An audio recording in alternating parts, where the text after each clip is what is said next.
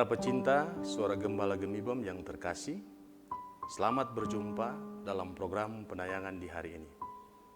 Tema yang menuntun kita di hari ini, dibebaskan bukan untuk berbuat dosa, melainkan melawan dosa. Melalui pembacaan Alkitab dalam Roma 6 ayat 13, dan janganlah kamu menyerahkan anggota-anggota tubuhmu kepada dosa untuk dipakai sebagai senjata kelaliman, tetapi serahkanlah dirimu kepada Allah sebagai orang-orang yang dahulu mati tetapi yang sekarang hidup, dan serahkanlah anggota-anggota tubuhmu kepada Allah untuk menjadi senjata-senjata kebenaran. Ada puluhan definisi untuk mengartikan tentang siapa manusia, baik sebagai ciptaan Allah yang mulia, tapi juga manusia dalam peran dan perlakuannya. Sebagai ciptaan Tuhan yang telah dibebaskan oleh karya penyelamatan oleh Tuhan Yesus, maka ada dua hal penting yang melekat dalam dirinya. Yang pertama adalah hamba, yaitu manusia tak memiliki kekuasaan baik kepada Tuhan maupun kepada ciptaan yang lain. Ia kecil dan lemah dan hanya bergantung pada Tuhan atau hanya pasrah pada kehendak Tuhan. Yang kedua, wakil Allah di dunia, yaitu ia diberi otoritas yang besar oleh Tuhan untuk bertanggung jawab bagi ciptaan yang lain. Dalam surat Roma 6 ayat 13, tersirat sebuah kesimpulan kecil, yaitu manusia diubah untuk mengubah atau menanggalkan sesuatu yang lama menjadi baru. Melalui ungkapan Paulus yang dahulu mati tetapi sekarang hidup.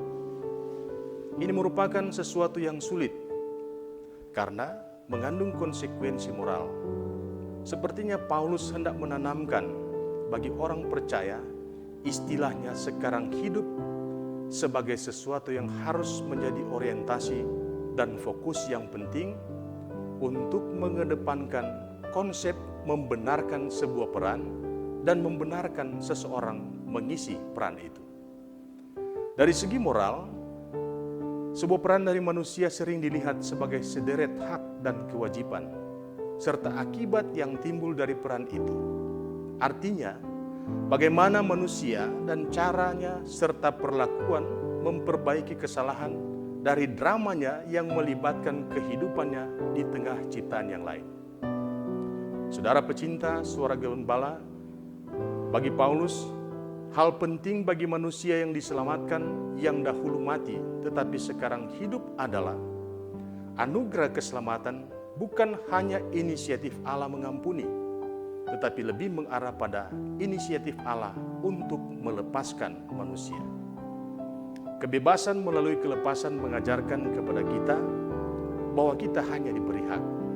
Sekali lagi, kita hanya diberi hak oleh Tuhan, bukan kebebasan tanpa batas atau kelepasan sebebas-bebasnya yang tak terukur dan terkendali dalam drama hidup manusia. Akan tetapi ada ukuran dalam peran kita di tengah dunia.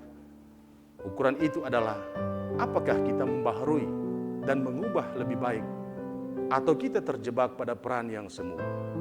Sebab perlakuan manusia harus didasarkan pada kelepasan yang diberi oleh Tuhan, yaitu kelepasan sebagai anugerah. Intinya, kita lepas dari dosa dan melawan dosa, atau memerangi dosa dan bukan menjadi sarang dosa. Pemirsa Suara Gembala yang terkasih, dalam realitas saat ini ada pertanyaan penting untuk diakui dan dijawab melalui ketulusan kita, yaitu adilkah kita dalam peran yang Tuhan beri bagi kita di dunia ini? Sepertinya jawaban kita akan mengarah ke belum adil. Mengapa? Karena karunia kelepasan kita tidak disertai dengan peran yang mulus, tetapi melalui peran yang mengganggu, bahkan sering merusak kehidupan.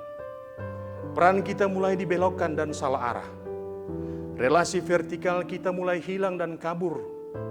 Relasi horizontal antar manusia dan alam serta ciptaan yang lain menjadi kaku. Peran kita menjadi hambar dan tak menggarami.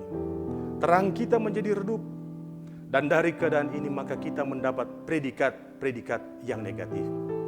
Kita dijuluki koruptor karena sering mengambil bukan hak kita. Kita dijuluki pengganggu karena keinginan pribadi sering dipaksakan di tengah persekutuan dan masyarakat. Kita dijuluki pendusta, yaitu sebuah jurus ampuh untuk melindungi kesalahan. Kita dijuluki orang sombong karena kita punya segalanya. Kita dijuluki pemalas karena berbagai alasan. Saudara pemirsa, suara gembala. Peran manusia membutuhkan pembenaran. Dan pembenaran hanya terjadi jika ada pembaharuan dari sikap, pikiran, dan tindakan. Karena itu mari berprinsip, mati bagi dosa dan hidup dalam kebenaran. Salam kasih, shalom.